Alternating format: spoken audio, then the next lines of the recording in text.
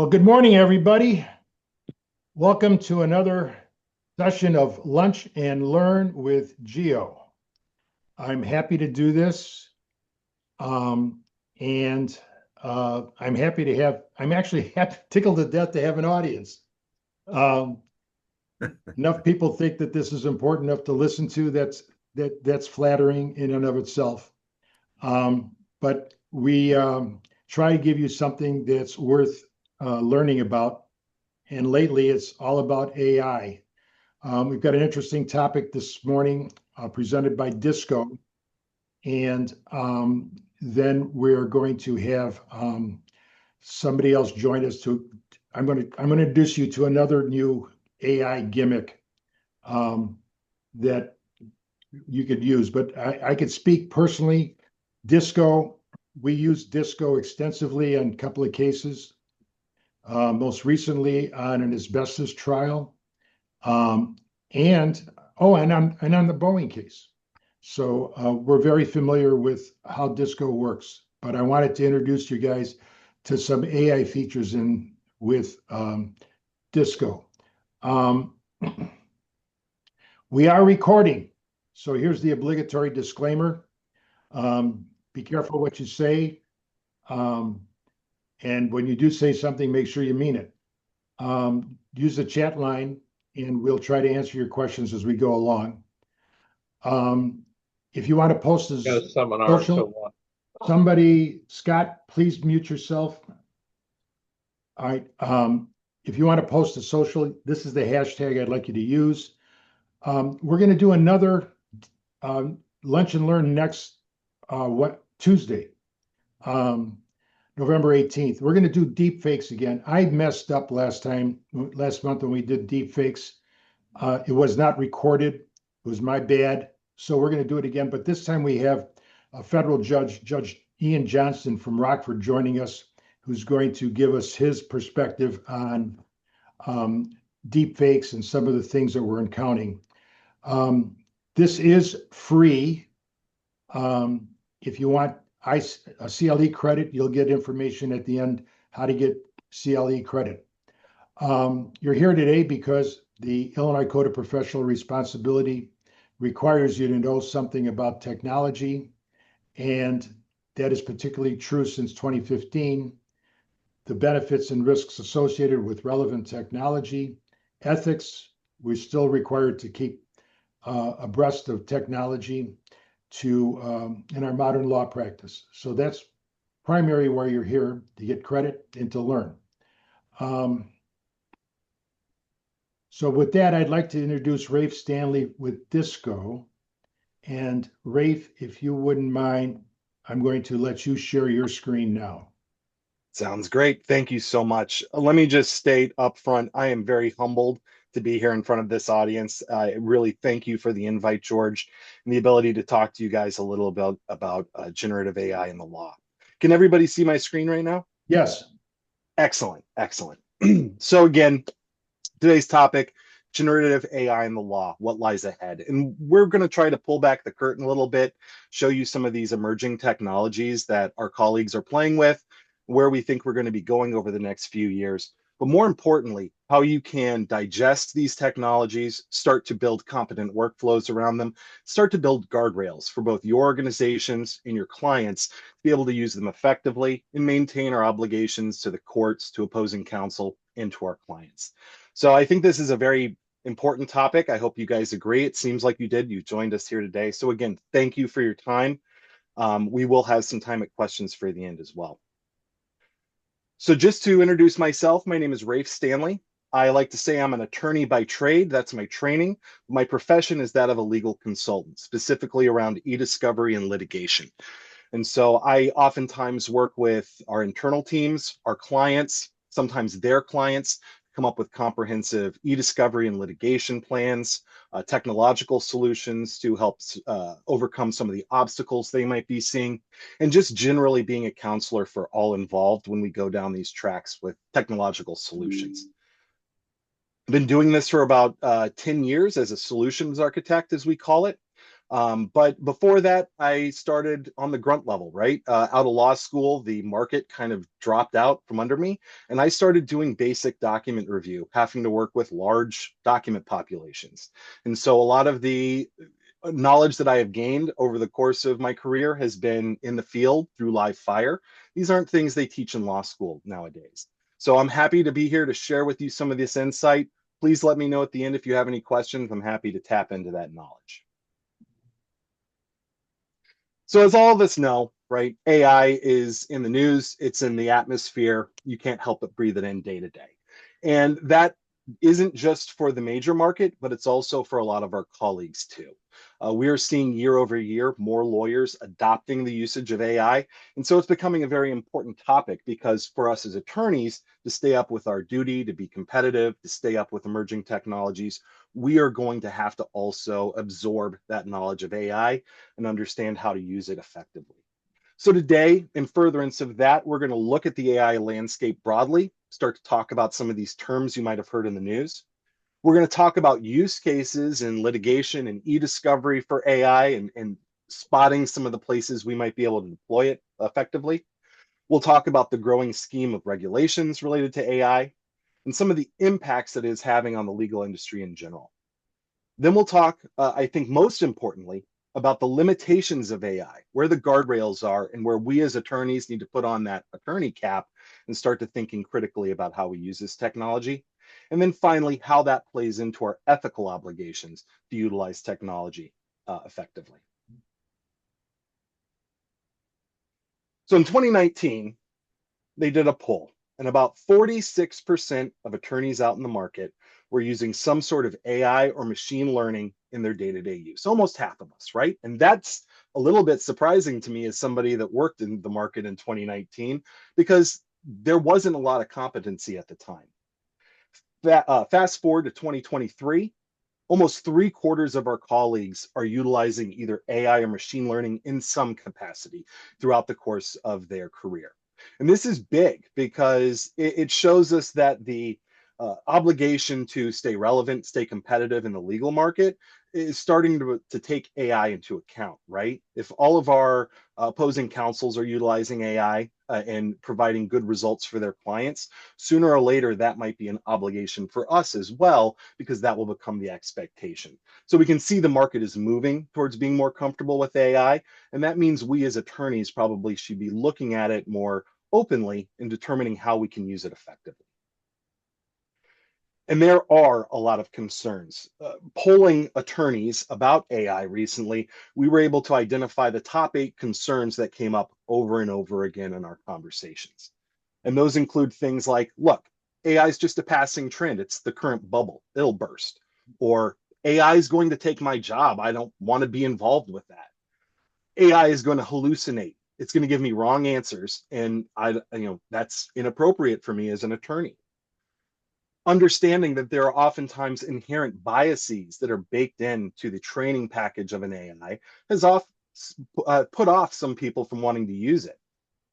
Additionally, the lack of clarity around ethical obligations or how it might affect our attorney-client privilege obligations has left some feeling that it's too much risk. And finally, just people aren't comfortable with it. It's new. They haven't used it. Their organizations haven't asked them to use it, so they haven't felt the pressure. One thing that I thought was interesting about all of these concerns is that to a large extent, it shows that the people polled haven't been using AI. They haven't learned where the potential consequences and limitations are and how to overcome them. It's like driving in a car, right? If you drive in a car, you know where the guardrails are on the road and to stay away from them. But if you've never ridden in a car before, you don't know what guardrails are. You don't know what they represent. And you could easily go careening off the side of a cliff if you jumped in that car for the first time. And so, us as attorneys, we really need to understand how to drive that car and where the guardrails might be so that we can effectively drive our clients around. And this is important because the use of AI represents a savings of time, which oftentimes relates to a savings in money for both our organizations and our clients. Right now, we are looking at, by the end of this year, saving about 4 hours a week for those teams that are utilizing AI heavily. That's all?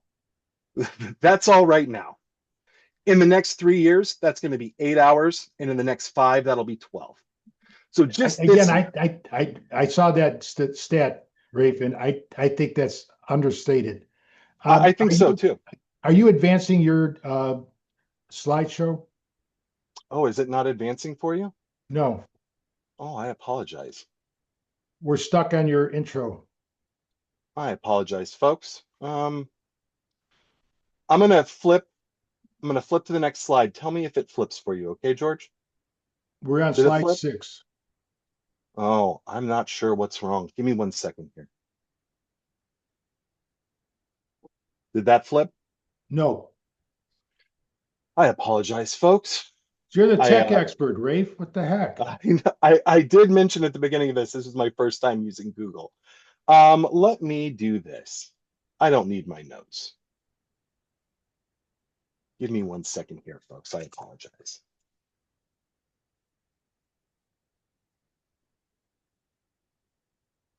There we go. Can you guys see now? Yes, slide Okay. 6. All right. Are we Slide on 7 7. now? It's working. Excellent. It's George, working. thank you for the backstop. Appreciate that. I would have gone on the whole time on one slide. Um, No, but you to wouldn't have George's because we point, would have been asleep by then. I feel that this is probably understated, right? We're all attorneys mostly at Disco too, so we'll oftentimes take safe bets. Again, we're polling attorneys who may not want to state that they're saving half their time utilizing AI too.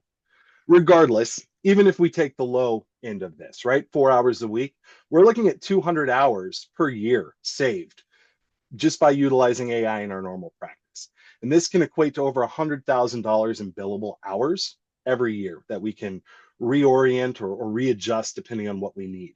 So that's either going to be time savings for you or times in money savings for your client, however we slice it.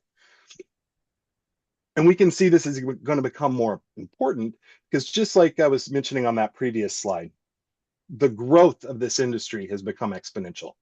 In September of 2023, the 2-week growth for the usage of AI was 3.3%.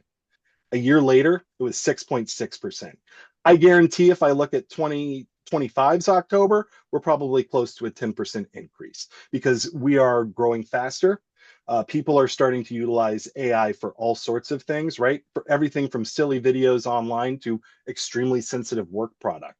And so this is going to just become an issue that we're going to have to stare straight in the face. Specifically for our industry, a lot of our work has to do with in-house counsel. And we're seeing that in-house counsel is not being insulated from the push to utilize AI that is happening at most of their parent organizations, right? They are being expected, just like every other team in their corporation, to start to utilize AI to create efficiencies to help save money. And so what we're seeing is these inside counsel roles are some of the first that are starting to adopt generative AI, and they're gaining some expertise on it. And it has had several consequences in the market. So first off, they're going to be far more able to answer a specialized question. They're not going to have to go out to outside counsel to potentially get answers for those because they can query an inside tool utilizing a lot of their inside resources to pull those answers themselves. And this will mean that they are more powerful at creating change management, and they'll probably have to change the way in which they work and interact with their organizations. This is going to cause some consternation for those outside counsels who have had cushy relationships and handled that work up until now. So we'll see these in-house counsel teams become more self-sufficient, a little bit better at doing some of the work in-house and minimizing that spend. And that's going to put pressure on outside counsel and law firms to change the game up, right? They're going to have to show more strategic value and more nuance in how they work to show that they are worth hiring. They're probably going to have to start facilitating the use of AI somehow themselves so that they can justify cost and show that they are just as efficient as these in-house teams. And honestly, the entirety of how we pay and recompense attorneys in these sorts of relationships may see major changes or need to be modified in the future. So we'll probably see a bunch of turnover as far as this relationship goes and the cadence and feel of those in the future. That being said, there is still a place for us if we can learn. And this is a quote from Attorney at Law magazine, Benjamin Allaire, the CEO of Blue Jay Legal. And I think it mirrors a lot of what you hear a lot of tech CEOs saying. But today's lawyers do not need to fear being replaced by robots. They should, however, fear by being outpaced and eventually replaced by peers who have effectively harnessed and deployed AI technology. Unfortunately, the legal landscape is often a weapons race, right? An arms race. And the people who have the better tech, the people who have the better minds are often winning that race. And so, again, we're going to need to stay up with that technology so that we can make sure that we are competing in that race effectively for both ourselves and our clients. So that's broadly a little discussion about where we are at as an industry and a market with AI. But what I find talking to attorneys, and I found this myself when I started down this path, is that a lot of the buzzwords that are out there in the news, I don't actually understand the nuanced meaning or difference between them. So just briefly, before we dive in much deeper into AI, I'm going to define a few of these concepts for you, right? And we have this visual representation on the left. I think it'll be helpful for kind of understanding where these are positioned. So broadly, we have artificial intelligence, and that is just a simulation of human intelligence being conducted by machines. This can look like lots of different things, and we'll discuss that here shortly. More specifically to our industry, a lot of times we're relying on machine learning. And what this does is it allows a machine to take complex actions without having to necessarily program the machine to do it. Instead of programming, we train the machine. We have it look at Rafe Stanley's decisions over the last 100 days, and then it starts to mirror, trying to match what I would do in a comprehensive fashion.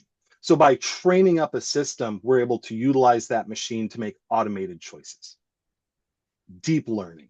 This is one we often hear in context of research, maybe legal research specifically.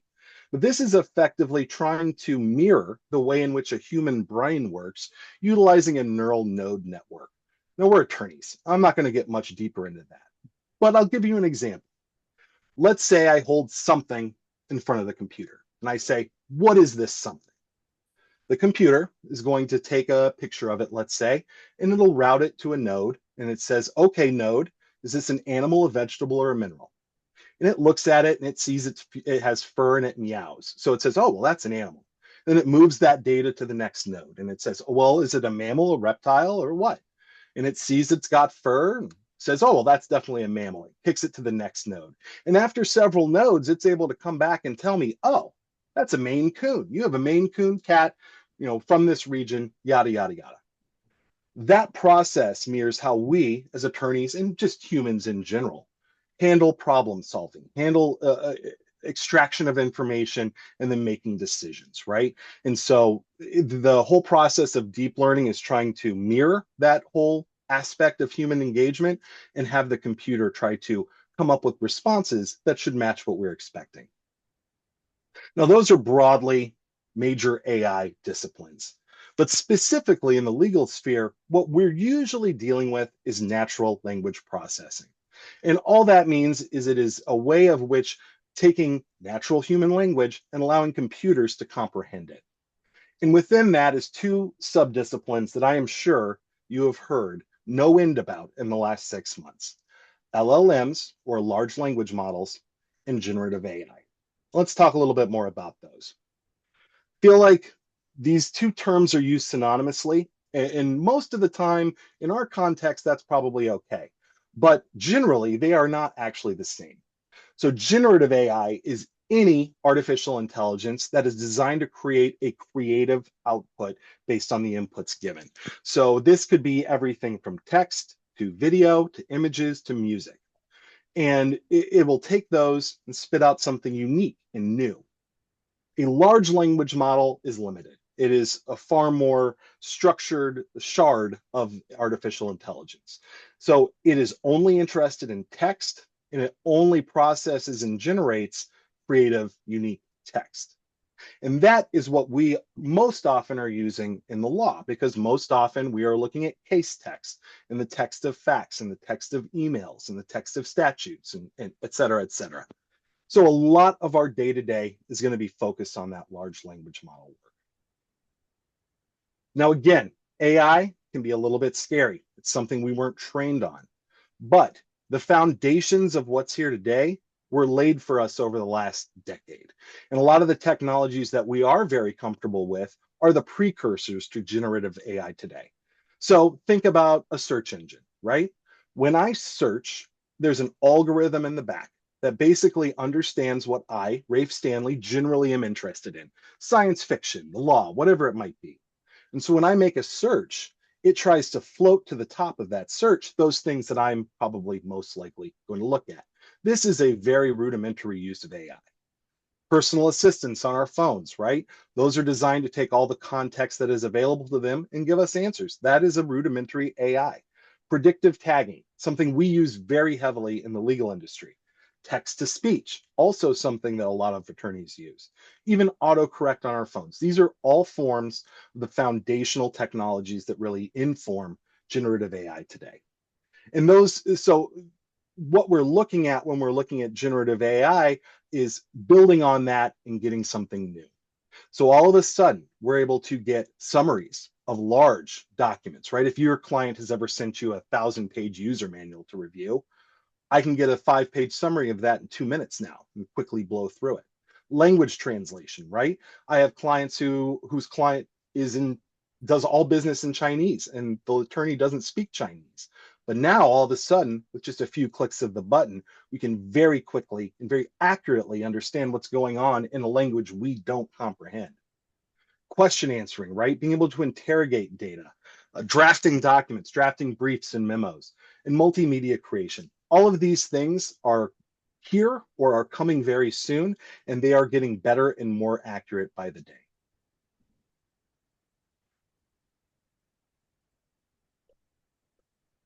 For the legal industry specifically, we've relied on many of these core foundational technologies, and we have for years. They're part and parcel of the industry. For instance, topic clustering, prioritized review, quality control, and tag suggestions. These are all things Disco uses, I would hazard a guess, daily, if not weekly. But let's just talk quickly about these. Topic clustering is the idea of taking a data set and extracting the concepts that are at play. So I can take 1 million documents, put it into a database, and very quickly find out which documents are related to financials, which documents are related to fraud. And this looks very similar to like the word bubbles you might see after a presidential debate, right? This word was said this many times and it's this big. Similarly, concepts that take a predominant amount of space in your workspace, those are going to be very big and you can isolate them very quickly. Prioritizing review. Again, just like your Google search results come up, right? You are able to find the things that you're looking for because the system kind of understands a little bit better. Oh, well, Rafe likes sci-fi. We'll give him the sci-fi answers under this. We're able to do that very similarly with large document populations. Any large information source, we can start to categorize it and draw the cream up to the top so that you can skim that off and look at it. Tagging suggestions. We were talking about machine learning not long ago, and I said we train up a system to make decisions like an attorney would. And effectively, we can save your teams lots of time by having someone who really understands the material work through it, and then having the machine backstop, make suggestions, speeding up a review, making sure that mistakes aren't made. And finally, quality control. We can utilize these automated systems to find inconsistencies very easily. So if we have inconsistent privilege designations, oftentimes we'll throw a machine at it to make sure everything looks right before we send it out and cause a spoilation issue. These have all gone into the e-discovery industry, litigation industry over the last decade and really have become part and parcel. Many of your colleagues are using these technologies day in and day out, and they're getting great results out of them. But we're still a little bit nervous about generative AI, right? The future. And that makes sense. What I like to talk about when we talk about why we should get into generative AI are the benefits and the abilities of us as lawyers to really focus on what we were trained for. So one of the problems, I will say, in our industry is that we can be on a hyper-focused thought track, right? Making a great argument, but then we might need to go back to the source material to source that, right? Hey, can you find me any instance where Rafe was talking about fraud in here? Because that will help me make my argument, whatever it might be. And we have to go back to rote workflow stuff, research, looking through thousands of documents for the needle in the haystack, talking to our paralegals to, conduct an analysis of something. This all takes time, and that takes us out of that hyper-focused competitive mind state. And it puts us into a space that we weren't necessarily trained in college or law school, right? Dealing with technology, running Boolean searches. Those are all disciplines that are secondary, what we really are focusing on in our profession.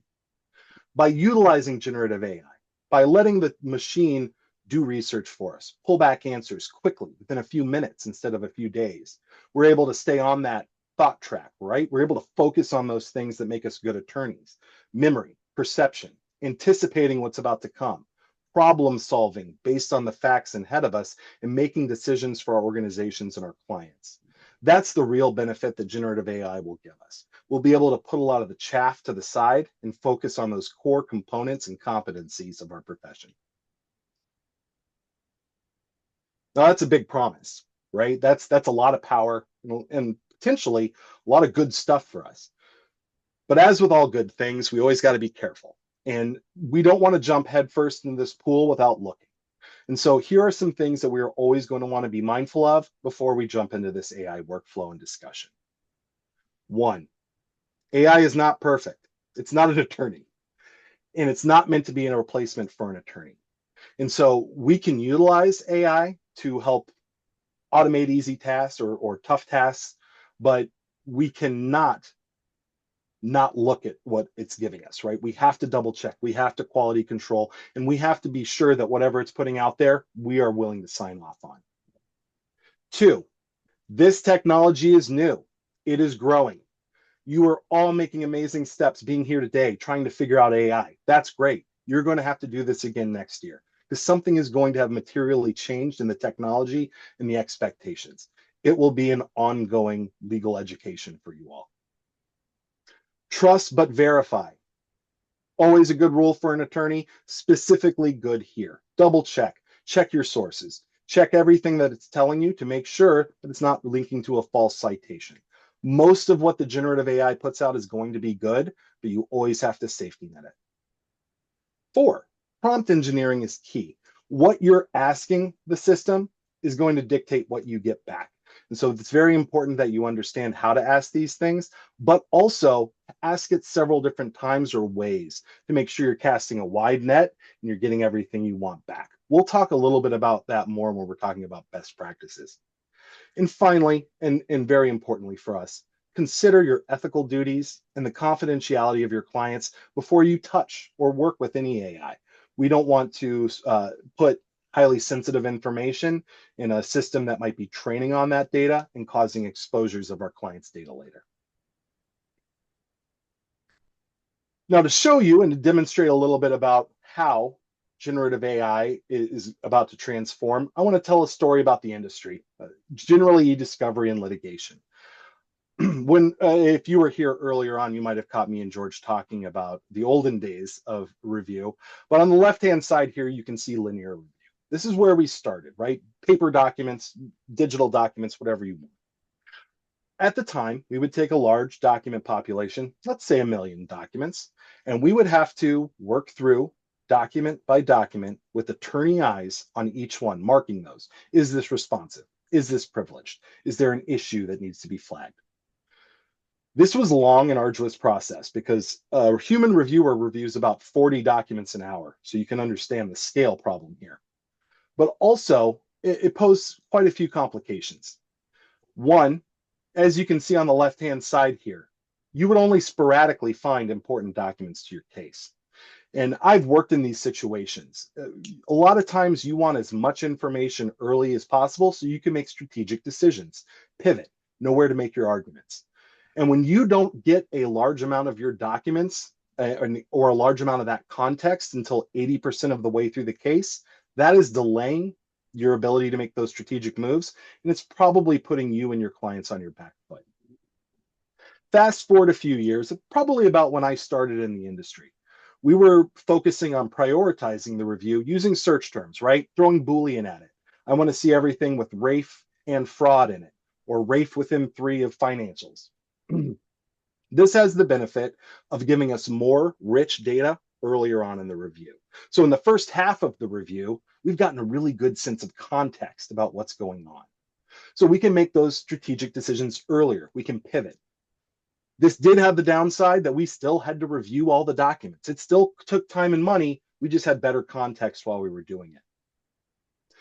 Now, cut to a few years before COVID. This is when technology assisted reviews really started to take off, probably where we are at generally as a market right now, where everybody is comfortable with prioritized AI review. Effectively, and we'll talk about this in a bit more, we take document populations, we gain an understanding about what might make them responsive, and then we set the computer at scoring those documents based on what the computer thinks, how responsive it is. And so it gets a score between 1 and 100, and we float up those things with a higher score to the top. So here on the third example, you can see we get all of that context early. We see all of the stuff that needs to be done very quickly. And there's an added benefit. You can see after about a third of the way through the review, there's nothing left to look at that's responsive. So we can cut the review off. We do some calculations and statistics to ensure the quality, but then the courts accept that. And we have saved 75% of the time and money that would normally go into that review just by utilizing a few workflow and technology tricks. That is the standard today. Most of our clients are utilizing that. But generative AI is... Rafe, I want to interject something here before we really get into generative AI. Ted Gross asked a question in the chat line. He said, do you anticipate the increased use of AI by in-house counsel to mean the AI components of Westlaw and Lexis, AI programs such as professional versions of Perplexity and ChatGPT, or both? I would think they're probably both in there. I don't see a lot of law firms using ChatGPT specifically that I've worked with. A lot of them are utilizing it on, like you mentioned, right? Westlaw and LexisNexis of the world, tools that they're already comfortable with, and it's kind of an add-on or a side. There are plenty that are using ChatGPT, I'm sure. And we use Gemini in-house, but I feel like when we're talking here, we're not just talking about simple chatbots as much as we're usually talking about some sort of research tool, something a little bit more specifically specialized to the legal industry. Does that answer your question? We use Lexis, and we use Lexis for research and even drafting. Just the other day, just as an example, I put in everything all the pleadings I had in a case, and some memos, and I asked it to draft an amended or a counterclaim. And it gave me a draft of a counterclaim. I now had a first draft of a counterclaim that I could work with. The next thing we've been doing is we then take that draft and we put it into ChatGPT. ChatGPT is more of a language modifier than it is a research tool. So we use ChatGPT to clean up the language. Even taking a letter and asking it to clean up the letter just for language and punctuation and things like that, it does a remarkably good job. But we've also encountered chat when it did that to somehow insert a case that didn't belong in the memo. And I got caught on that. My associate didn't catch it on the edit, and I got caught on that. But we still have to be very careful about it. These tools are very good if you use them in combination with each other. I don't think there's one agent that we could use for and just rely on that only. I think that's a very wise approach, honestly, right? And you picked up on something I'm going to talk about very heavily, right? You have to double check the outputs. It's going to sooner or later break and give you something faulty. But we as attorneys, if we're quality controlling it, if we're double checking it, we can catch those and stop them kind of at the source. I do agree. I have a very similar workflow where I'll take something out of our tools and then I'll kick it through Gemini for a bit of a more conversational flow. I've trained my Gemini, Google's AI.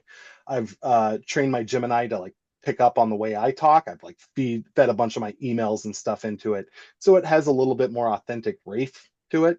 But I think you're doing the right call, right? Setting up a safety net of several different tools and double checking the outputs of those tools. That's definitely the Yeah. way to And the last success. thing we do after we've done that is we throw it back into Lexis. And Lexis has an analyzer. Westlaw does too. So does VLEX. They have analyzers, and it'll tell you if the case sites are correct or if we missed something, but it'll act as a double check on to make sure that we have this, that nothing wasn't hallucinated into the memorandum. That is key. And we're going to be talking about that in a little bit. Hallucinations are the biggest landmine. Thank you. I think that's great. All the anecdotal stuff is very good, and I appreciate everybody's input on this stuff. So just to pick up, generative AI is going to change the way we do things again, right? And so now I've been talking to you about the importance of that context early, and we're at a pretty good spot where we can get that pretty early after starting a review. With generative AI, we don't even need to start the review now to start getting that context. I can load up that million documents into a database, start interrogating the database very quickly. Is Rafe talking about financials here? Is any of that related to fraud?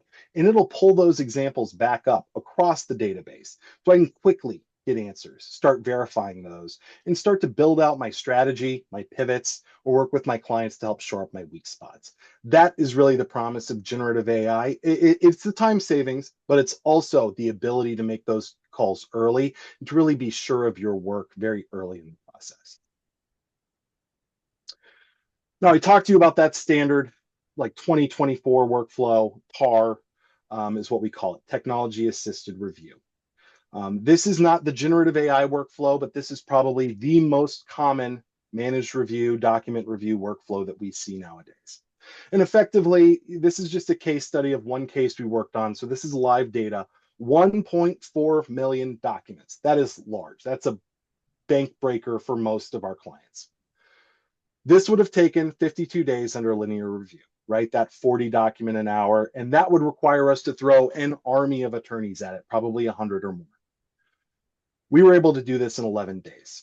And this isn't generative AI. This is more commonplace now. We did this in several steps, right? We start always by sampling. We take a sample. This is what we're expecting the richness or the responsivity of this data set to be. And we get a nice sense from there. After that, we trim the fat, right? Out of 1.4 million documents, there's got to be a lot of fat in there. Amazon splashes on sales, Netflix, oh, this just joined your queue, whatever it might be. We get that junk. There's no possibility for being responsive out. And then we're dealing with a very robust data set. From there, we start to, as I mentioned before, we'll either do a confidence scoring, allowing us to look at the things we think are responsive early, or we can do machine learning, having a machine follow a subject matter expert, in this context, us, the attorneys, following our decisions on documents, and then the machine can start to mirror our decisions, start to tag those. By doing this, we're able to get through with high confidence all of the responsive stuff very quickly. We knocked down the review from 1.4 million documents down to 122 by trimming the fat. And then by utilizing that technology, we only ever actually look at 26,000 documents, less than 2% of what we started with. Now, Rafe, what is the using TAR? What is the percentage of accuracy on the results? Oh, very good. So the sampling process at the beginning is very important because at the end you sample again, and if they don't match, you're not right. But if they do match, the courts accept it. I've seen a study that says, Maura Grossman study that said that the it's better than a manual review. 100%. Human error. But I'll tell you an example using TAR. Yeah, we got a good result, but we missed one case that only a manual, one email that only a manual review would have done. the manual review said, or the email said, this car is designed by monkeys and engineered by clowns. All right. No tar would have caught that email. But No, but that right. was the email that we ended up putting on the screen for closing arguments. We have the concept of a legal fiction in our profession, right? Things that we assume are true legally, but not necessarily are. And I think, we try to get processes as good as we can, and then we call it a legal fiction some days. This isn't to cast aspersions at all, but we have a process. We do the sampling in the front, we do the sampling in the back. And for the courts, if that sampling is within the tolerance levels, if they match, they're going to consider it good enough, even if sometimes that is a legal fiction. Unfortunately, just to simplify this, so that everybody understands, this is what you're basically doing is training the computer to look for certain things. So you take a sample, like Rafe is talking about, let's say 100 documents at random, and you mark them relevant, not relevant, and you give that to the machine. The machine then goes through it, and then you get a sampling of another 1,000 documents. And then you go through that manual and you say, okay, you're right on this, you're wrong on this, this one is relevant. And you do that with 2 more samplings. When you're done with those couple of samplings, there you go, Ray. Here we go. Now you got it. You then turn the machine loose on the collection. But this is really good for huge document collections. The smaller document collections are going to be better served by using something with AI now, and we're going to learn about that shortly. Yeah, no, I think you very good lead into where we're at. Just like George was mentioning, right? The top one here is TAR. This is what we're talking about. So estimated sample at the top, then you target the review. That is the cutting of the fat that I've been talking about, right? Get all the junk out of there. And then just like George said, there's an iterative process. You have someone who knows the documents, look at them, code them. The machine follows their decisions, starts to try to learn. And then effectively at some point you can set the machine loose making the decisions, or you can simply cut off the review because you've gotten everything that's responsive. And then at the end you validate. Now, I think to George's point, we are getting to this works very well for large document populations. In fact, it can't work for small document populations because you need a certain sample size to be able to become statistically valid. So you need like 10, 20,000 documents at minimum to even go down that path. Smaller document sets are going to benefit from generative AI. You're going to be able to get through smaller documents quicker. You're not going to have that limitation on sample size, but it is going to work differently.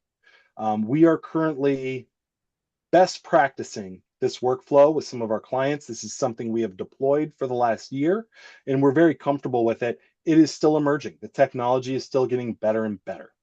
Effectively, what the generative AI workflow looks like is you're going to write your review protocol. You were going to do that anyway, right?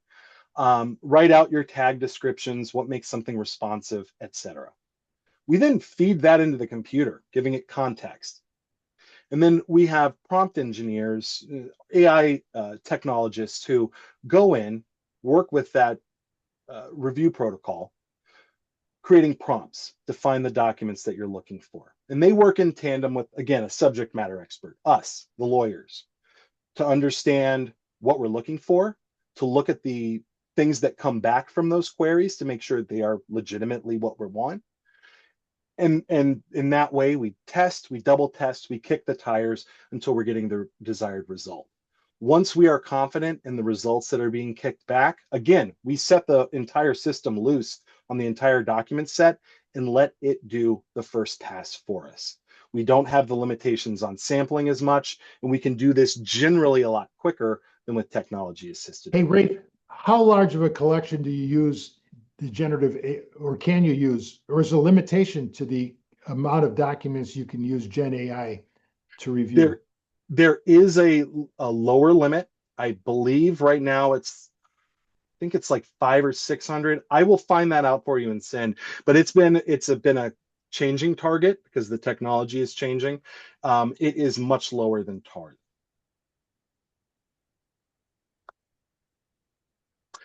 So technology assisted review, I did mention that is kind of the shining example on the hill right now. I apologize, just double checking my time here.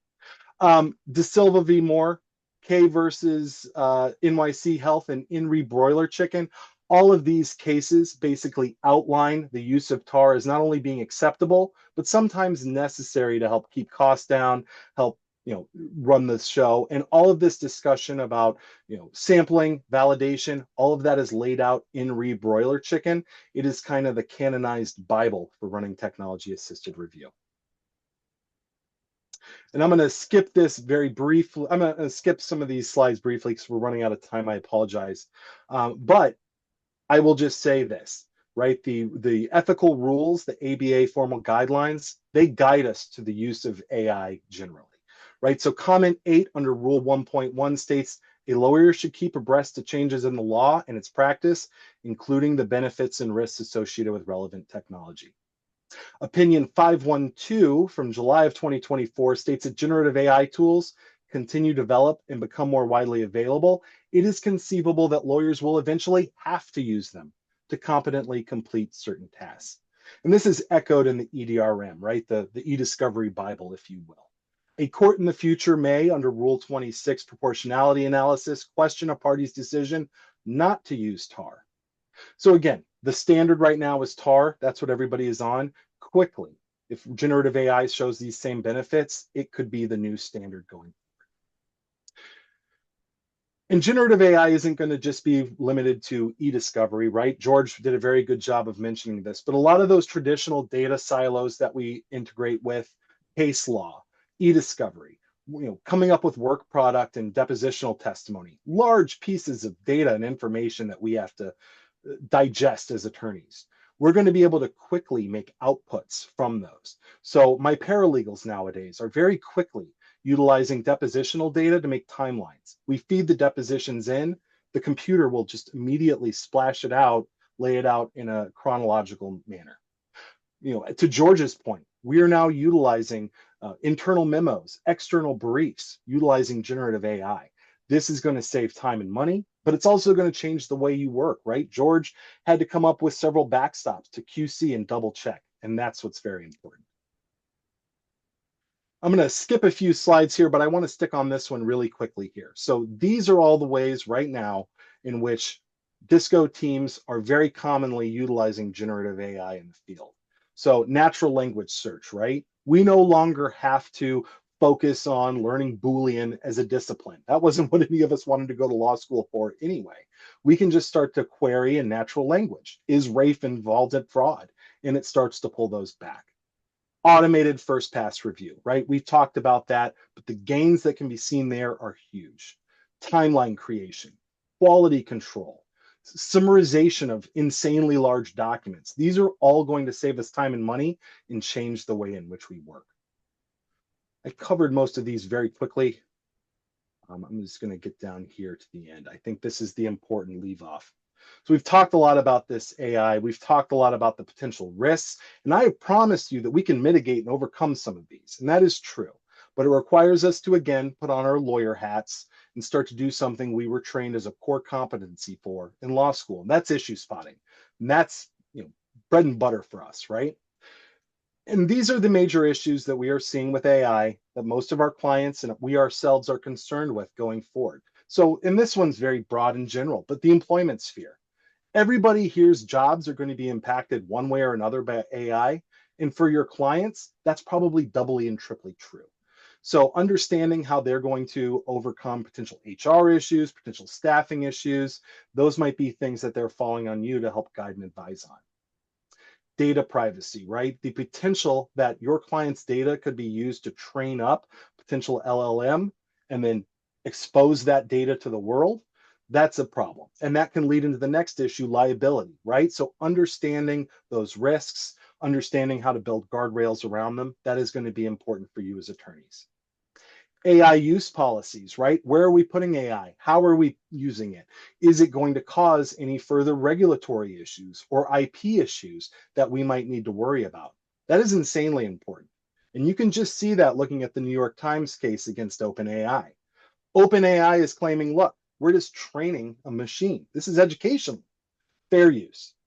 And the New York Times is saying, no, no, no, not so fast. You are training a machine, but then it is putting out a specific work product that competes with us in the market. That's not fair use. I don't know how the courts are going to decide this. I don't think anybody does. But this will be a watershed case, and it will kind of define what we need to be aware of and where the risks lie with utilizing AI in the future. I recommend everybody keep an eye on that. Hey, As we mentioned, Rafe, please, George. can you give us a little quick summary of what Disco does for lawyers in terms of data collections? Yeah, just the collection of data. What can you tell us what Disco does? So Disco is a software platform. But besides just a software platform, we are one of the only software providers that are also a service provider. So we have teams in Stream doing everything all up and down the EDRM, the electronic discovery reference model. So that includes information governance, how you're storing your data at first, how you're getting it out when litigation occurs. Just like we talked about today, processing that data, searching it, you're providing teams that can advise you on the technology, on the people that can go into helping work through these sorts of issues. Basically, if it's legal and technology related, we're going to have our fingers somewhere in that pie and be able to help and advise. Well, thank you. I just one tip: if you're going to use ChatGPT in your practice, invest in getting the pro model so that if the top right hand corner when you use it has a security feature, you can click on that and the information you put in does not become part of the large language model. It is kept out of that and it's kept confidential. So if you're going to use ChatGPT, at least invest in the pro model. And I'd like to move on real quick. If Rafe, if you don't mind, we're running out of time. I've Yes, please. invited. Would you stop sharing? Yes. I've invited somebody to come here and tell us about a product that I recently become totally enamored with. Imagine you're on a Zoom call like this, and imagine you had a AI bot in your instead of your chat box or column, you had an AI there. So as something comes up in your conversation, you could ask the AI a question, is that the right law or whatever? And it will also take a summary of it. So I'd like to introduce Hillary Bowman. You could unmute yourself, Hillary. We're going to listen to you for a minute. Do you want to share your screen with anything, Hillary? Sure. And just to time check, I have 7 minutes, right? You end at 1? I'd like to end, well, let's see how we That's do. okay. Let's see how you do. I'll do this super version here. Okay. Hi, everyone. Thank you so much for having me. I'm Hillary Bowman. I am the founder and CEO of Curious. I was a healthcare attorney for 12 years. I was in half of my time in law firms, half as in-house counsel at IBM Watson Health. And I realized that I needed a tool to help me navigate complex client conversations. I was more than a decade into my career and just realized my clients are getting more complex, the healthcare laws are getting more complex. And so I set off to create this product. So I'm going to share my screen for a second here and just walk through a quick demo of it. Feel free to interrupt and ask questions. So as I mentioned, this really came about because I was frustrated that in conversations, I was trying to juggle a lot of things in my head. I'm trying to issue spot, trying to ask great questions of my clients. I'm trying to track laws that are constantly changing, especially in my practice area. But this product applies beyond healthcare. This is not just limited to healthcare. So I created this product with engineers who we leverage multiple large language models behind the scenes, but here's the core of the product, and I'll just skip ahead a little bit here so you can see visually what it looks like. So our first goal is that we deliver sharper advice in your virtual meetings. So we help you flag potential legal issues, access relevant legal content in real time. So this is what it looks like, and I have a little bit more of a demo video in a second. But the first goal is, support you in your virtual conversations. The second part of our product is to help you afterwards. So we provide detailed notes, a summary email to reduce the admin after a conversation. And we do all of this leveraging private, secure, and ethical AI. This is a tool that was built by attorneys for attorneys. And so we've really thought closely and deeply about the ethical issues. So what you're seeing here is our dashboard. So this syncs to your calendar. So these meetings that you're seeing would reflect what's on your Outlook calendar or your Google calendar. You can customize each conversation. That's what you were seeing there by one of 5 meeting types. So the example here is a business development conversation. This happens to be a Zoom meeting, but we go in Teams and Google Meet. So when you're in your virtual meeting, Curious is transparent to everyone in the meeting. What the attorney sees is the sidebar. And so this is where suggested issues and questions appear. So this was a hypothetical conversation between I was playing the role of the attorney, and my client said, I want to form a new business, a fishing business in Massachusetts. And so you'll see here in a second, the first questions that came out suggested, okay, dig in a little deeper about, what are the services provided? Who are the target customer? Once you mention it's fishing, then it starts to, the questions get more specific. When you toggle over to the issues tab, the first issue that was flagged here was about importing a boat from Canada. So the client mentioned, I'm going to buy a boat in Canada. He didn't say anything about importation. And so the product flags this issue of import, related permits, and just provides it without me having to prompt it to do anything. It provides content on that topic. So you can use it to the extent it's helpful in the moment. All of this information is also made available to you after the conversation, so you can review it in more detail. What you're seeing here are hyperlinks to sources that support the content that we've provided. We prioritize publicly available sources that are credible for each practice area. After the conversation, then, as I mentioned, there's an auto-drafted summary email, just very high level, and then there's detailed notes that include your billing entry. So we suggest the billing entry and the duration. There's a box where you can add some free text, just maybe something you jotted down on the side or wanted to make sure it was absolutely captured in your notes. And then down below, there's a set of notes organized by topic and paragraph that you can edit, you can revise afterwards. So the goal here is that you can be more present in the meeting and then more productive afterwards because you're not taking notes during it.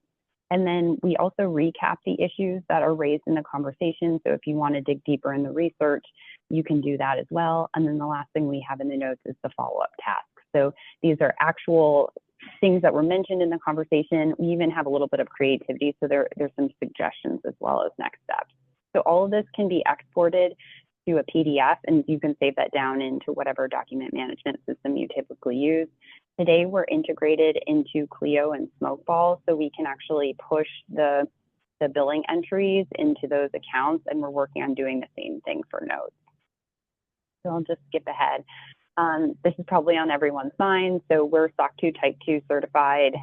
We've taken a lot of steps to ensure that this is private and secure. We use the latest encryption. We actually remove personal information. So a key differentiator from note takers. So if you're familiar how note takers operate, they create an audio file of the entire conversation and a full transcript. We don't do that. We actually analyze the audio, do partial transcriptions, and then strip out personal information and use private large language models that don't train on your data. So there's multiple layers of security that we've used so that this is a tool that's more tailored to being used in an attorney-client conversation. And then you'll see here all the ethical considerations that we've looked at. Hillary, you got so much to tell us. Let me cut to the chase here. This is a great tool for you to have at your disposal while you're on a Zoom conversation with somebody. Because if you're on a conversation with a client and the client says, I have this problem, you could quickly type it up in the sidebar, type out that question and get an answer. So you look really smart with your client. Okay. So this is a tool that's just, as far as I'm concerned, you'd have to have it. And it gives you summary of your meeting with the client, not recorded, just a summary. Mm-hmm. How did I do, Hillary? Yeah, thank you. Very well. Yes. Very well. Thank you.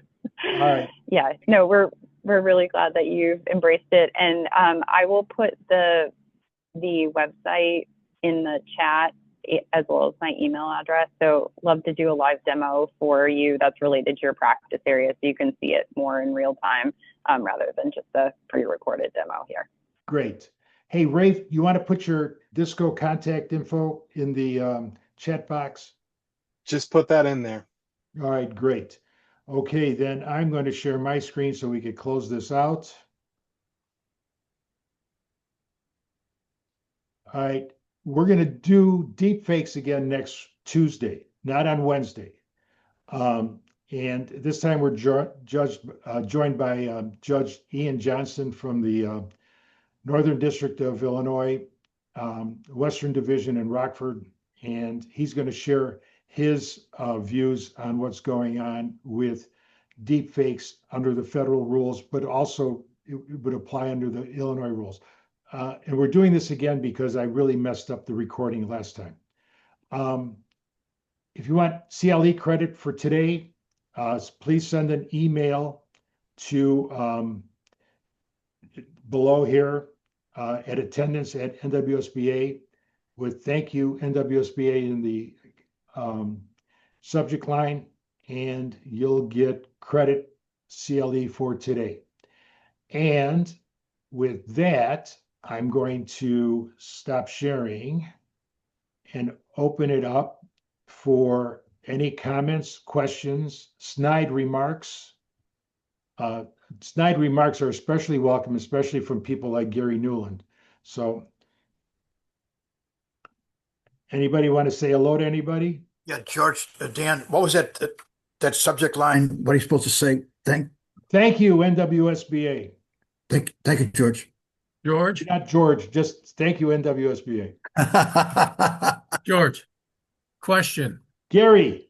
After last week's lunch or a couple weeks ago, I got a CLE program evaluation sheet from the Northwest Suburban Bar. Are we required to fill these out now? No. To get or no? No. Okay. No. But if you Never want mind. if you want to say something only you can only fill it out if you say something nice about me.